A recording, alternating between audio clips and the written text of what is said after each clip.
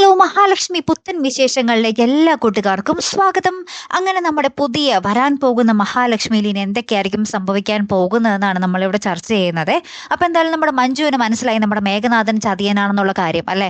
അങ്ങനെ തന്നെ നമ്മുടെ സാഗറുമായിട്ട് കൂട്ടുകൂടുന്നുണ്ട്. നമ്മുടെ മഞ്ജു സാഗറുമായിട്ട് ഇനി കൂടുതൽ അടുക്കാൻ പോകുന്നതേ ഉള്ളൂ. ഇപ്പൊ സാഗറിനുള്ളിൽ പണ്ടേ നമ്മുടെ മഞ്ജുവിന് ആദ്യ നോട്ടത്തിൽ കണ്ടപ്പോൾ തന്നെ സാഗർ ഇങ്ങനെ പറഞ്ഞിട്ടുണ്ട്, ഓ ഇവളാള് കൊള്ളാലോ, ഓ മേഘൻ സാറിന്റെ പെണ്ണൊരു അടിപൊളിയാണല്ലോ എന്നൊക്കെ നമ്മുടെ സാഗർ ആദ്യമേ വിചാരിച്ചിരുന്നു. അതുപോലെ തന്നെ നമ്മുടെ സാഗറിനുള്ളിൽ ഇപ്പോഴും ആ ഒരു ഇഷ്ടമുണ്ട് നമ്മുടെ മഞ്ജുവിനോട്. അപ്പൊ പതുക്കെ പതുക്കെ നമ്മുടെ മഞ്ജു പ്രശ്നങ്ങളൊക്കെ പറയാൻ നമ്മുടെ സാഗറിനെ ആയിരിക്കുമല്ലോ വിളിക്കുന്നത്. അപ്പൊ സാഗർ ഇങ്ങനെ ആശ്വസിപ്പിച്ചും എന്താ പറയുക, ഇവര് വിളിച്ചും വിളികൾ കൂടിയും മെസ്സേജുകൾ കൂടിയും ലാസ്റ്റ് നമ്മുടെ മഞ്ജുവിന്റെ ഉള്ളിൽ നമ്മുടെ സാഗറിനോട് ആ ഒരു പ്രണയം തളിർക്കുന്ന ഒരു നിമിഷങ്ങൾ തന്നെയാണ് കൂട്ടുകാരെ നമുക്ക് കാണുവാൻ സാധിക്കുന്നത്.